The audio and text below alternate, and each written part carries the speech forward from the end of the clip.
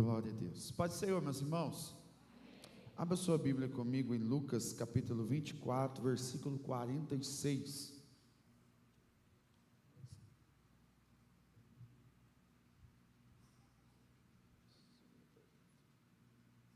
Glória a Jesus. Quem encontrou, diga amém. Tem gente procurando. Versículo de número 46. E disse-lhe: assim está escrito que Cristo havia de padecer e ressuscitar dentre os mortos no terceiro dia, e que em seu nome se pregasse o arrependimento para remissão de pecado a todas as nações, começando de Jerusalém. Vós sois testemunha dessas coisas. Eis que envio sobre vós a promessa de meu Pai. Permanecei, pois, na cidade, até que do alto sejais revestido de poder. Amém? Pode se sentar em nome de Jesus. Glória a Deus. Meus irmãos, eu quero louvar a Deus por essa oportunidade de estar aqui nessa noite. Para mim é um prazer, um privilégio poder estar aqui. Louvo a Deus pelo pastor da igreja, pastor Ezequiel. Deus abençoe mais uma vez, confiar o altar da igreja, tá bom? Para mim é uma alegria estar aqui com os irmãos. Também a irmã, Deus abençoe, que nos fez o convite. Deus continue te abençoando, não somente a senhora, mas todas as irmãs, em nome de Jesus. Deus abençoe. Quero louvar a Deus pelo meu amigo, em particular o Eliéder, está ali em cima. Um abraço para você, em nome de Jesus. Meus irmãos, quantos já sentiram a presença de Deus aqui? Eu quero ser aqui nessa noite bem objetivo, mas eu sou assim meio carro velho, sabe? Tem que dar um tranco, vai esquentando, pega na partida e depois vai embora. Então eu preciso que você me ajude. Amém? Trago o abraço da minha esposa. Mais uma vez ela não pôde estar, porque tem culto hoje lá na nossa congregação, e é culto jovem, e as minhas filhas fazem parte do louvor, dos instrumentos, né, dos músicos, e elas têm que estar. Então aí a minha esposa ficou, mas ela mandou um abraço, tá bom? As irmãs, em nome de Jesus. Meus irmãos, o texto que nós lemos aqui trata muito sobre o processo que Jesus passou para que eu e você alcancemos a salvação. É muito interessante. Eu quero aqui destacar algumas coisas para a gente poder entender o processo daquilo que Jesus passou para que eu e você somos abençoados. Nós se reunimos para adorar o Senhor, e muitas das vezes nós o adoramos porque nós ouvimos sobre Ele. Muitas vezes nós aceitamos a Jesus porque decidimos andar com Jesus ou servir a Jesus, e essa decisão muitas das vezes é baseada em umas simples questões. Qual questão? Ela é baseada muitas das vezes pela necessidade.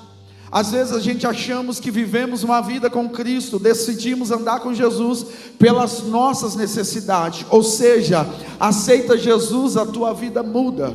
Aceita Jesus e a tua vida vai melhorar. Aceita Jesus, a tua conta vai melhorar. Aceita Jesus e o teu casamento vai melhorar. E muitas das vezes a proposta ela é muito boa. Aceitar a Jesus vai mudar, porque aonde Jesus chega muda. Mas a proposta do evangelho não é essa. Aceita Jesus que a sua vida terrena vai melhorar. A proposta é: decida viver com Jesus. A decisão e decisão é diferente, porque eu não decido viver com Jesus pelas minhas necessidades. Eu escolho viver com Jesus porque eu o conheci. Eu vou falar de novo porque alguém vai entender. A minha escolha não pode ser uma decisão. A minha escolha tem que ser uma mudança de lado. Eu posso continuar vivendo uma vida em pecado, decidindo vir para a igreja, mas a partir do momento que eu escolho vir a Jesus, eu estou mudando de lado, eu estou saindo do mundo e vivendo uma vida para Cristo. Por quê, pastor? Porque a minha decisão não é baseada nas minhas necessidades, a minha decisão é baseada no momento que eu conhecia Jesus. Fale para o teu irmão aí, muito mais importante do que as suas necessidades é você conhecer a Cristo. Muito mais importante do que nós podemos receber é conhecer quem Cristo é.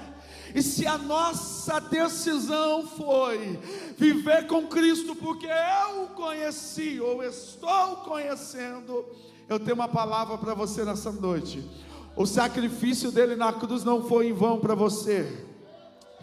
Você está valorizando o que Jesus fez na cruz.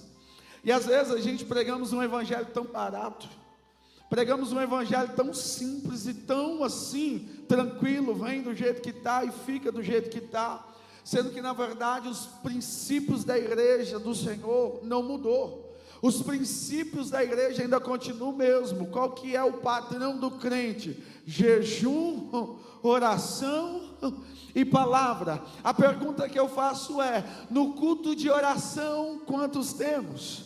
No culto da palavra, quantos temos? Espera aí, pastor, o que você está dizendo? Quando você conhece alguém que escolheu viver com Cristo, esse alguém, independente da circunstância, ele está com Jesus.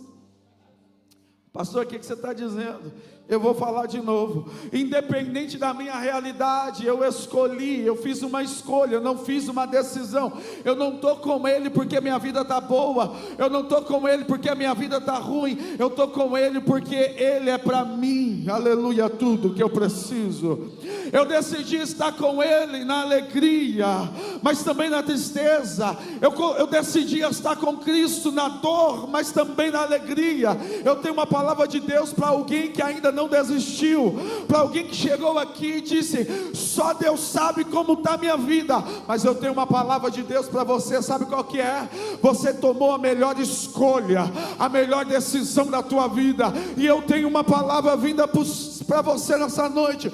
O céu te contempla nessa noite, te pega pela tua mão e te diz: eu não te abandono na prova, eu não te abandono na tristeza, eu não te abandono na dor, eu estou levantando você nessa noite.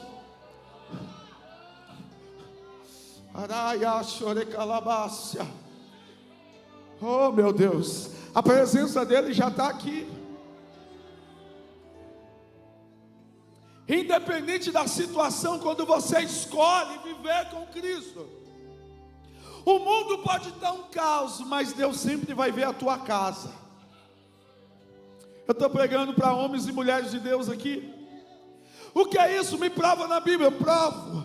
Nos tempos de Jesus, diz a palavra de Deus que Tibério César, ele olha para o povo de Israel, e quando ele olha para o povo de Israel, ele pergunta: eu preciso dominar esse povo. Por quê? Porque o povo de Israel é conhecido como o povo de Deus, e é um povo temido, porque quando esse povo está vivendo um relacionamento com Deus vivo, não tem nação, não tem reinos que se levanta para derrubar esse povo, não tem inferno que vai derrubar esse povo, não tem inferno que vai parar esse povo. Meu Deus, você perdeu de dar um glória. Quando a nação de Israel decide viver com Deus de Israel, todas as nações admiravam, não Israel. Israel era uma nação pequena comparada às outras, mas Israel tinha um Deus tão grande, que quem era grande achava que a melhor de Israel já batia continência, porque Israel não era conhecido pelo nome, Israel era conhecido pelo Deus que servia. Israel não era conhecida pelo dom ou pelo que fazia, Israel era conhecida pela intimidade com o Senhor dos Exércitos. Eu tenho uma palavra de Deus para você. O inimigo não tem medo de você pelo que você sabe fazer de bom. O inimigo não tem medo de você porque você canta, prega ou faz. O inimigo tem medo de você porque você tem um relacionamento com Deus. Quem pegou essa palavra? Ah, meu Deus do céu, que é isso, pastor? É a base de uma decisão, porque uma decisão, uma escolha, melhor dizendo, quem toma uma escolha, está dizendo, eu estou escolhendo um lado, e esse lado não tenho outro a não ser o Senhor da minha vida. Então meu relacionamento agora não é com o mundo, é com o Senhor. O meu relacionamento agora não é com as coisas que já passaram, não é com o meu passado, porque a minha maior referência não é quem eu era. Meu irmão, vim trazer uma mensagem de Deus nessa casa. E qual é a mensagem? Tem muita gente que se auto-titulariza, eu sou cristão, baseado na referência do passado. O que é isso? No passado eu era traficante, no passado eu vivia na bebedeira, no passado eu traficava, no passado eu era isso, agora eu parei com tudo isso. Mas a pergunta que fica tem intimidade com Deus? Só parou com os vícios, só parou com as coisas externas. Mas a Bíblia Sagrada vai dizer em 1 Coríntios, 2 Coríntios capítulo 3, versículo 6, se o irmão puder colocar ali, a qual nos fez capaz, ou nos fez ministro de uma nova aliança, não da letra, mas do Espírito, porque a letra mata e o Espírito vivifica, porque o ministério da morte cravado em letras e pedra, se revestiu de glória, a ponto que os filhos de Israel não poderiam olhar para a face de Moisés. Aí ele vai dizer no versículo seguinte, como não será maior a glória do Espírito Santo? O que ele está dizendo? Ali a letra é a lei, ele está dizendo, esse ministério da lei, gravado em letras e pedras, se revestiu de glória. Ele chama ministério da morte. Sabe o que mostra? Primeira coisa, o povo olhava para Moisés e vinha a glória de Deus.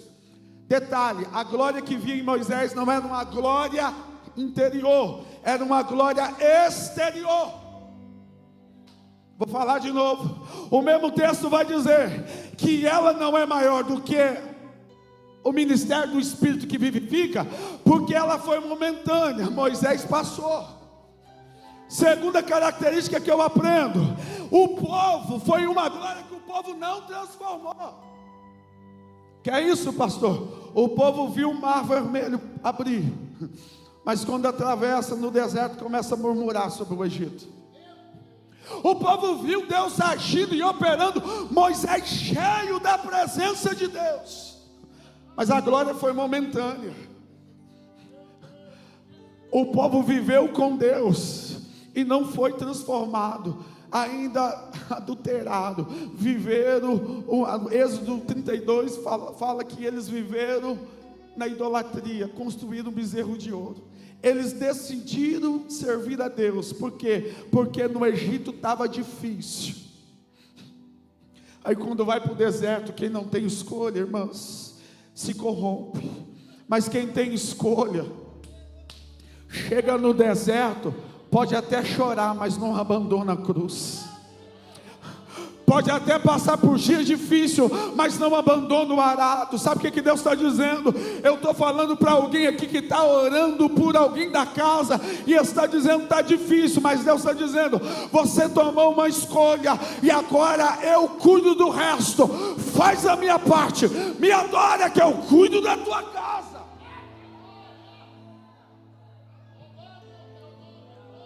Por que a glória do Espírito é muito maior? Porque, primeira coisa, a glória do Espírito não é externa, é interna. Segunda característica, a glória do Espírito, ela é interna e transforma. Alguém vai pegar isso aqui. Eu estou pregando para quem escolheu servir a Jesus, não decidiu.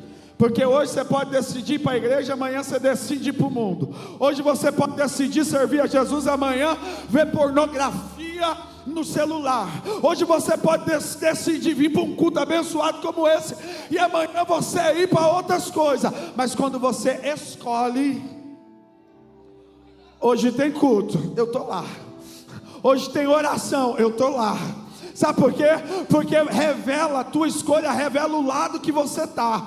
Eu não sou do mundo e também não amo o mundo, porque eu entendi que as escrituras diz que quem ama o mundo, o Pai não o ama, mas porque o mundo tem a sua concupiscência e Deus não se agrada.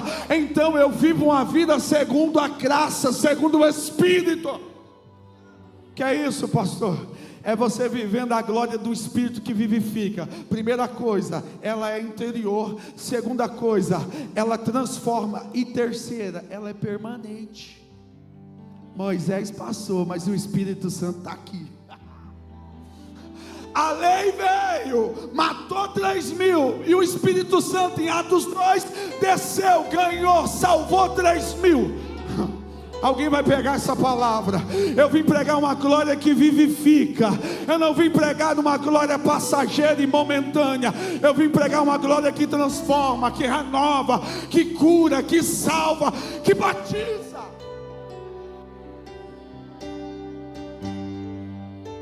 Eu estou meio acelerado por causa do tempo. O povo de Israel estava vivendo com Deus, o povo temia. Só que nos tempos de Jesus, Tibério César olhou e falou: eu preciso corromper esse povo. Então os irmãos vão ver que como que ele corrompe o povo, afasta o povo da presença de Deus, dando poder. Ô Pilatos, capítulo 3 de Lucas, versículo 1. Ô Pilatos, que foi, Senhor? Que foi, imagina, olha lá, no 15º ano do reinado de Tibério César, pondo, olha lá, Pilatos como presidente da Judéia, Herodes, presidente da Galileia, Felipe, tetrarca da Itureia, e Lisângela, tetrarca da Abilene. Sabe o que ele está dizendo? Ele está dizendo assim: agora eu vou dividir, porque quem tem influência eu vou dar poder.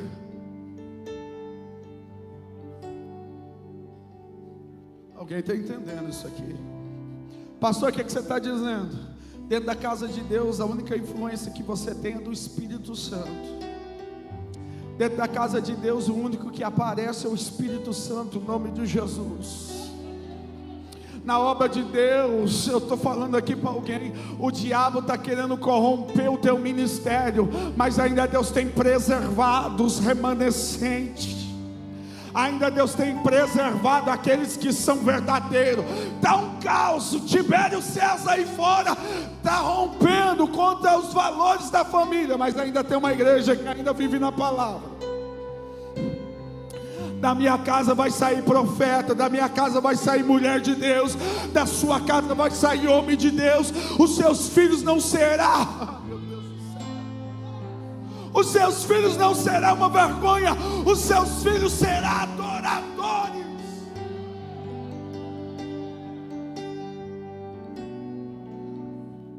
Pastor, o que você está dizendo? O povo, Tibério César corrompeu, e agora o tempo? Ele precisa dar um jeito.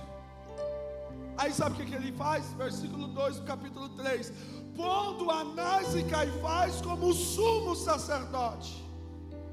Anás e Caifás não vêm da linhagem de Levi, mas estão com as vestes sacerdotais.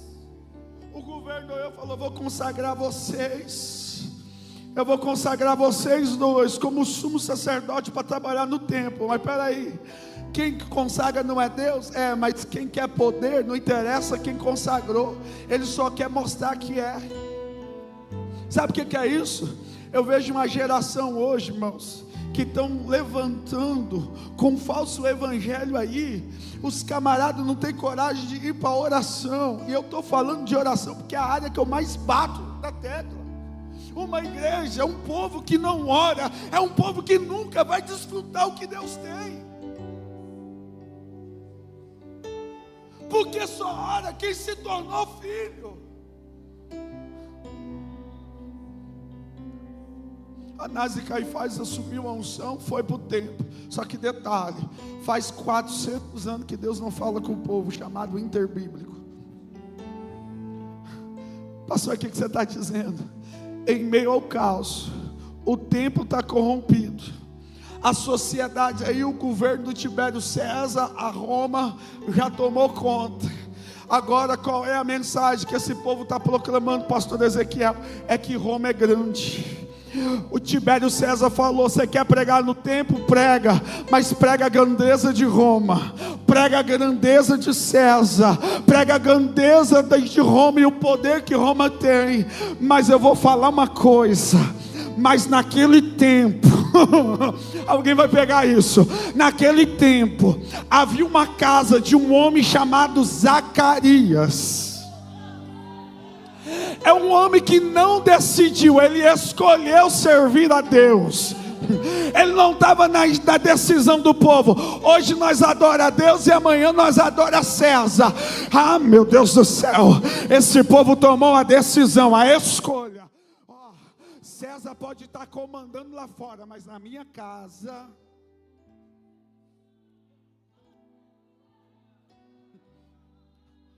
O governo manda lá fora, mas na sua casa, ainda eu vejo crente que ainda escolheu, tomou a decisão de servir a Jesus. Então o império lá fora não manda na tua casa.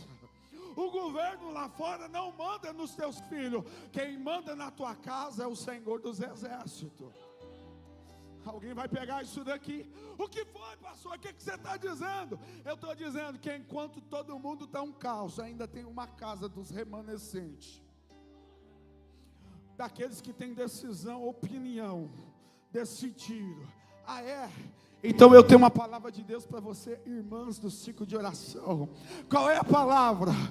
Deus enviou o seu anjo na casa de Zacarias, olhou para uma mulher chamada Isabel. Ela é estéril. Isabel está vivendo algo na vida dela, porque o sonho de Isabel é gerar uma criança, é gerar algo, é gerar alguma coisa para dentro da casa, para o marido. Mas sabe o que Deus estava dizendo? Isabel, hoje eu visito a tua casa, porque a tua casa não é uma casa corrompida, a tua casa é uma casa de adorador. O que é isso, pastor? Ah, meu Deus do céu.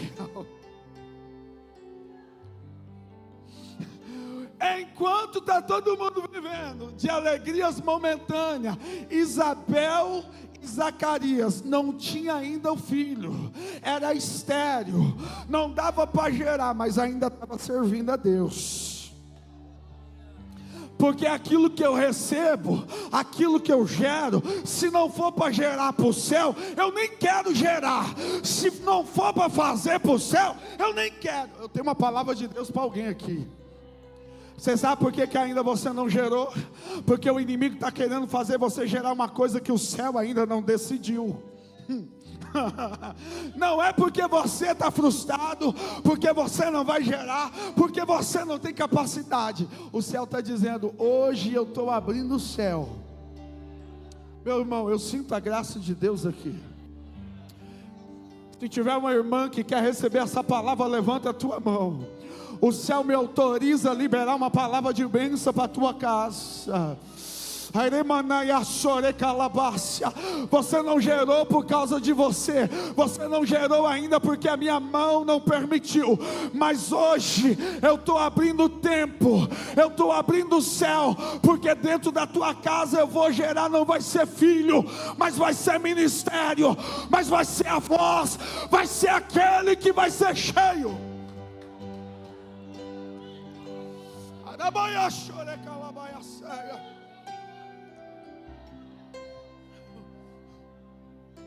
Isabel vai dar a luz e o nome dele vai ser João Batista. Não vai dar para mim explanar isso aqui, mas eu já senti a glória de Deus. Eu vou passar o que Jesus passou no meu coração. Qual é a palavra, pastor? Isabel agora não está gerando um filho, Isabel está gerando um ministério. Quem escolhe servir com Jesus não vai gerar coisa para o mundo, não vai gerar filho para o mundo, não vai gerar ministério para adorar Satanás, vai gerar ministério para adorar a Deus. Eu tenho uma palavra de Deus para essa igreja. O céu me autoriza nessa noite para dizer para essa igreja, o grupo de jovem, grupo de louvor, ciclo de oração, obreiros dessa casa são ministério que o céu gerou para ser referência nesses últimos dias. Enquanto o diabo está ceifando lá fora, ainda Deus está usando o ministério aqui dentro para salvar. Recebe poder do Espírito Santo aí, na nave da igreja. Recebe poder do Espírito Santo aí. Eu estou cheio da graça do Espírito Santo. Sabe por quê, pastor? Porque às vezes a gente precisa entender algumas coisas. A primeira coisa, quando Isabel gera, o texto já vai dizer, ele não vai beber nem vinho nem bebida forte, porque vai ser cheio do Espírito Santo. Então quem decide o que você gera não é você. Quem decide o caminho do teu milagre não é você, é o céu. Ah, meu Deus do céu. Tem gente que gerou ministério, prega bem, mas Deus está dizendo, vem para a oração. É difícil de dar glória nessas horas, né? Deus gerou ministério no louvor, mas está difícil ir para o jejum. Aí o céu está dizendo, o caminho não é teu, o caminho é meu. O que você quer, pastor? O que você quer dizer? Eu estou querendo dizer que o céu está dizendo, eu estou revestindo o teu ministério de poder. Obrigado, meu irmão. A Bíblia fala que quem dá água para o profeta, recebe galardão, em nome de Jesus. Que Deus visite a tua casa. A Bíblia vai dizer que João Batista é aquele que não conhecido pelo nome, mas antes dele nascer, Deus já usou o profeta lá atrás para falar. Não do nome dele, mas do ministério que ele carrega. E o ministério que ele carrega tem um propósito. Ele veio para anunciar aquele que salva. Ele veio para pregar o ano do arrependimento. Ele veio para pregar a salvação daquele que salva. Escute, em um ambiente onde Tibério César está mandando, em um templo que Anás e Caifás está pregando a grandeza de Roma, no deserto, tem ministério que foi gerado na casa de alguém.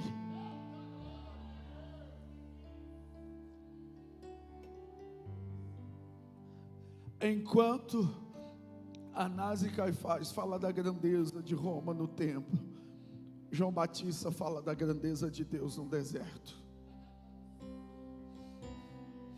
Ai, meu Deus do céu. Deus está falando com alguém aqui nessa noite. Eu te chamei para falar das minhas grandezas. Eu te chamei para falar do céu. Eu te escolhi atento, eu te chamei pelo nome, porque ainda você diz que você não é capaz, porque ainda você diz que você não sabe. Eu estou te chamando para o meu secreto, porque eu vou te capacitar, filho meu, eu vou te capacitar, filha minha. Não se preocupe, porque através de você eu vou visitar os teus, mas também vou visitar da tua casa, os teus vizinhos, os teus parentes, os teus amigos, porque o meu Espírito Santo está visitando a tua vida e renovando o ministério aqui hoje.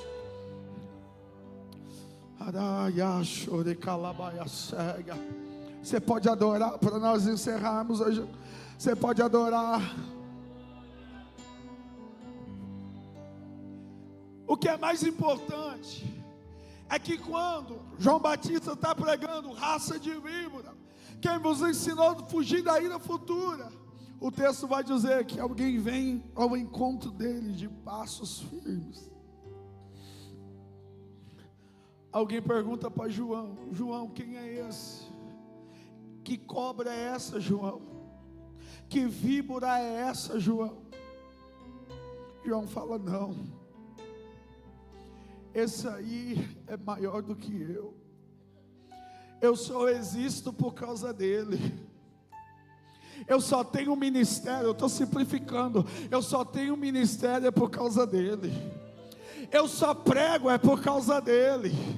Eu só faço a obra por causa dele. Eu só estou de pé nesse deserto por causa dele.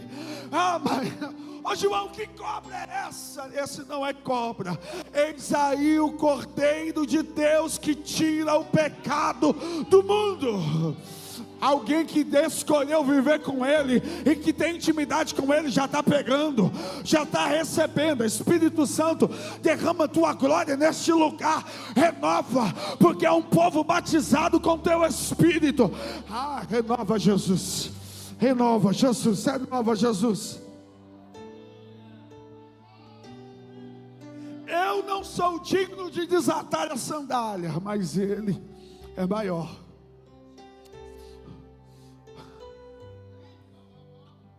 Jesus é batizado, e quando Jesus é batizado, eu vou pular essa parte, ele é levado para onde? Para onde? A igreja, para onde?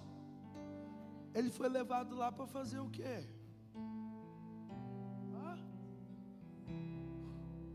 Para ser tentado. Ele curou alguma coisa lá? Ele expulsou algum demônio lá, além do diabo, com a palavra? Ele fez alguma maravilha lá? Sabe por quê? Porque a primeira coisa que Jesus está nos ensinando: o meu ministério não vai começar no poder. Alguém vai pegar isso aqui. O meu ministério vai começar no caráter. Sabe por quê? Porque a glória que vivifica desceu sobre ele no batismo, e uma voz disse: eis aí o meu filho amado, em quem eu comprazo. Enquanto João Batista estava batizando a Jesus, o céu se abre e o Espírito Santo desce. A glória que vivifica não desceu para o lado de fora, mas visitou Jesus para o lado de dentro. Visita ela aí, Jesus. Visita ele aí, Jesus. Porque é pro lado de dentro que os outros machucam, é pro lado de dentro que as feridas ficam, é do lado de dentro que decepciona, é do lado de dentro que sofre, é do lado de dentro. Mas o Espírito Santo desceu aqui. Recebe cura aí. Meu Deus do céu. O que você está dizendo, pastor? Jesus está ensinando, porque Lucas, no capítulo 1, no versículo 1, ele vai dizer o seguinte: ó Teófilo, em Atos dos Apóstolos, ó Teófilo, eu descrevi o primeiro tratado, falando tudo que Jesus fazia então ele ensinava e fazia e ensinava. Então ele não podia começar no poder, para depois falar do caráter. Porque ele conhece a nossa natureza. Porque quando chega no poder é difícil mudar o caráter. Eu posso provar isso para você dentro da Bíblia? Eu provo. Hebreus capítulo 6, versículo 4. Coloca lá para mim, meu irmão. Em nome de Jesus. Nós já vamos encerrar. Porque é impossível que os que já uma vez foram iluminados, provaram o dom celestial e se tornaram participantes do Espírito, versículo 5, e provaram a boa palavra de Deus e os poderes do século futuro, versículo 7, e caírem. Ele está falando de um povo que provou o que o céu tem, mas caiu.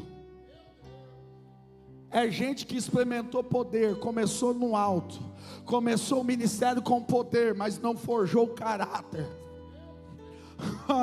não forjou a identidade. Irmão, estou pregando Bíblia e mocotó.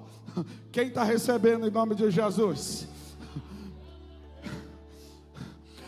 Provaram de tudo, mas caíram. Por que caíram? Olha lá, por que caíram? Ele está dizendo: e seja outra vez renovado para o arrependimento, pois assim quando eles de novo crucificaram o Filho de Deus e expõem as suas vitupérios, em outras traduções, seus escândalos.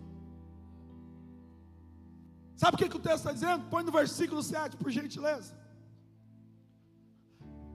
Está aqui, ó, o detalhe. Qual que é o detalhe?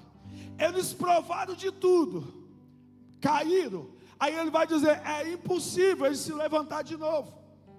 Porque agora eles querem que Jesus morre de novo. E aliás, eles matam Jesus de novo. Porque é muito mais importante Jesus morrer de novo do que eles se arrepender.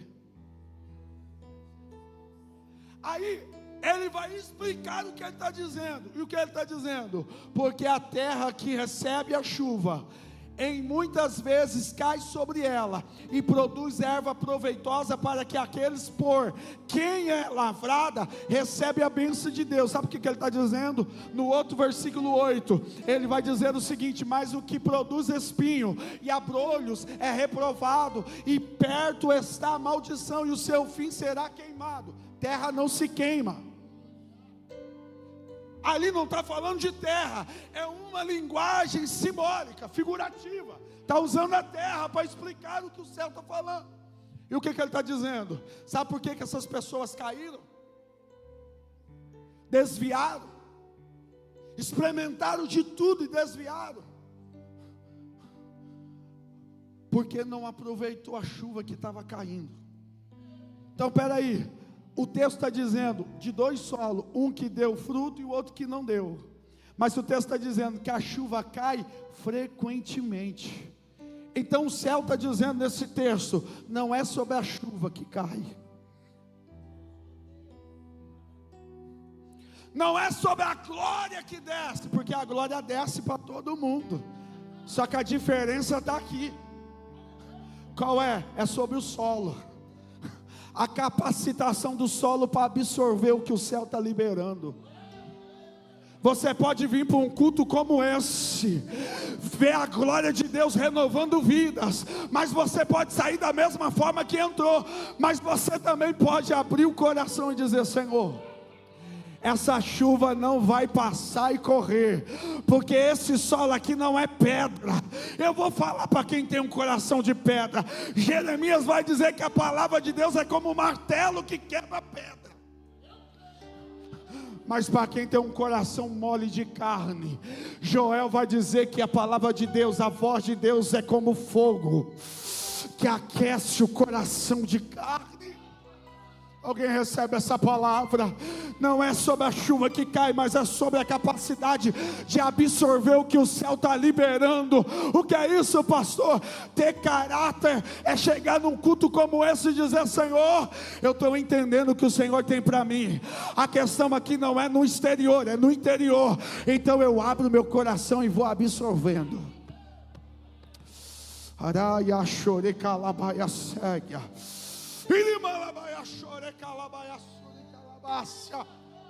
Joel, capítulo de número 2, ele vai dizer: convertei-vos a mim de todo o coração. Não é tempo de rasgar as vestes, é tempo de rasgar o coração. Versículo 17 do capítulo 12: chora, sacerdotes e ministros do Senhor, entre o alpendre e o altar. Sabe por quê? Porque entre o alpendre e o altar, entre onde o povo estava e o altar, o sacerdote ministrava uma palavra de bênção. Onde você quer chegar? Eu já cheguei aqui onde eu quero. Deus está levantando ministros e sacerdotes. Sabe para quê? Não para levantar a mão e abençoar o povo em vão, mas para rasgar o coração. A palavra voltar-vos a mim de todo o coração é voltar a Deus de todo o coração. Não é você olhar e dizer assim: eu vou voltar a participar de todo o culto, mas é você voltar ao Senhor. A voltar de todo o coração é derrubar esse ídolo, o eu, a carne. Como é que derruba a carne, pastor? É no jejum.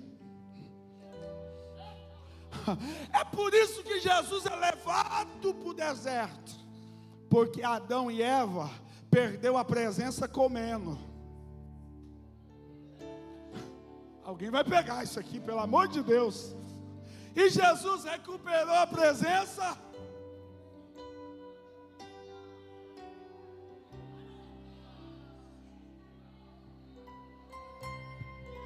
Alguém pode receber essa palavra? Choram isso do Senhor, sacerdotes do Senhor. Aí Deus liberou uma palavra diferente. Sabe qual que foi? Quando Deus viu o povo com o coração rasgado diante da presença dele, de Joel, no capítulo 2, e ele libera uma palavra para o povo que voltou ao Senhor de todo o coração, o povo que estava disposto a viver uma glória interior, dizendo: Deus é o meu exterior, a minha casa está de ponta cabeça, os meus filhos estão fora da tua presença, no lagar não tem mais fruto, a videira não tem mais fruto, nos currais não tem mais fruto, os gafanhotos comeram todas as lavouras, mas assim diz o Senhor dos exércitos: meu Deus, para o campo derramarei a minha chuva, temporã e aceródia, para os currais eu derramarei a minha bênção, vai começar a crescer os currais, meu Deus do céu, e para a sua casa derramarei do meu espírito. Os vossos filhos e vossas filhas profetizarão, e os vossos filhos... Se coloque de pé em nome de Jesus.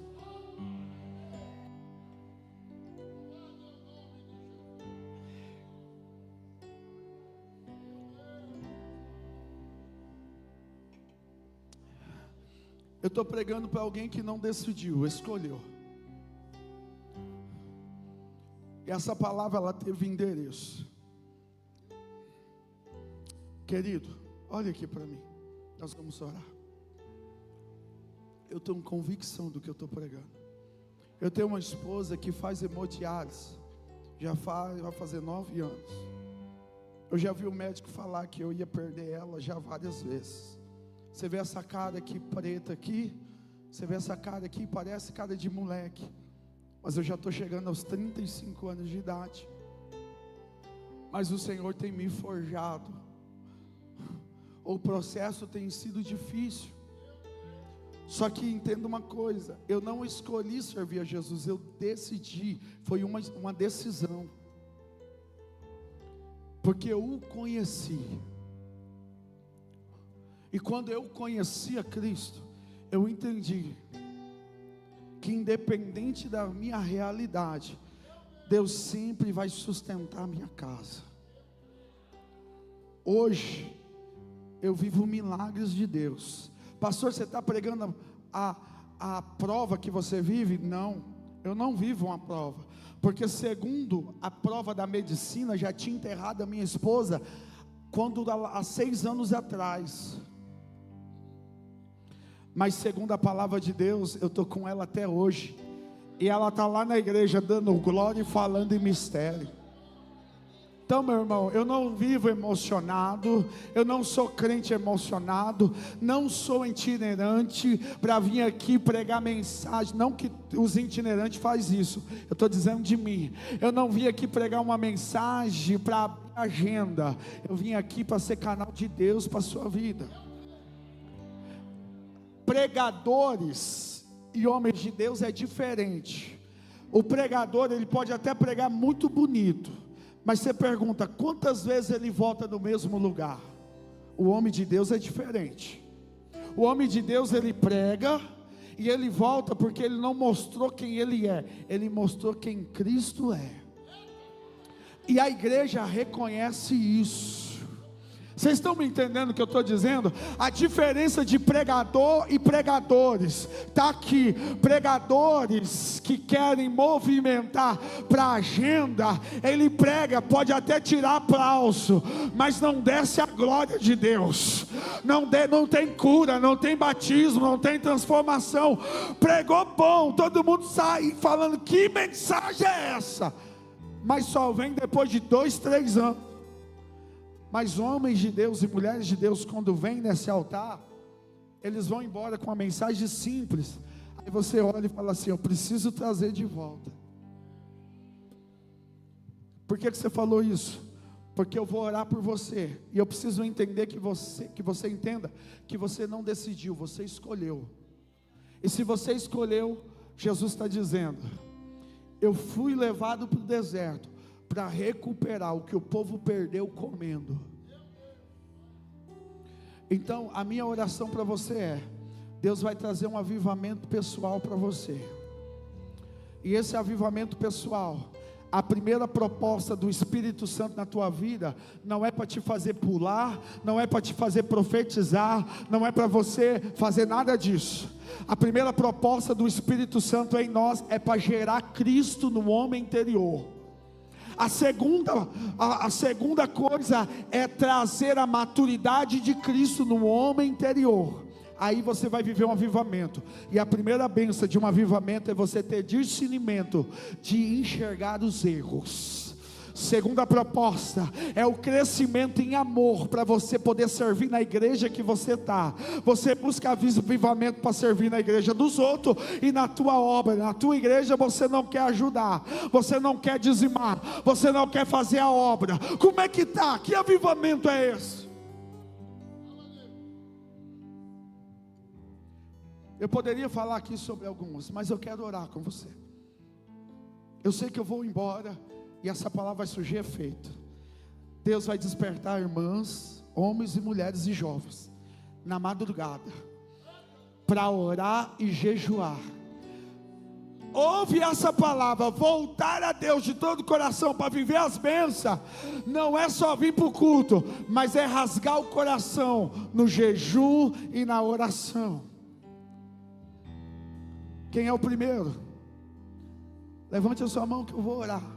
Querido Deus e amado Pai, em nome de Jesus, Espírito Santo, aonde tem uma mão levantada aqui, Senhor, a glória que vivifica, Senhor, vai trazer um avivamento tão grande para esse povo, que eles não ficarão prostrados, o ministério deles vai fluir. O que Deus tem para essas irmãs aqui vai fluir. Irmãs dessa casa do ciclo de oração, assim diz o Senhor dos exércitos para vocês: eu derramei no meio de vocês dom de cura, por que vocês não usam? Eu derramei no meio de vocês dom de profecia, eu entrego, eu mostro, por que tu não fala? Eu tenho chamado vocês no secreto na madrugada, por que tu não dobra o joelho? Porque eu tenho mostrado, vou eu trazer um avivamento no meio de vós, e a oração de vocês vai começar a produzir fruto, diz o Senhor dos exércitos, e vai começar na casa de cada uma de vocês.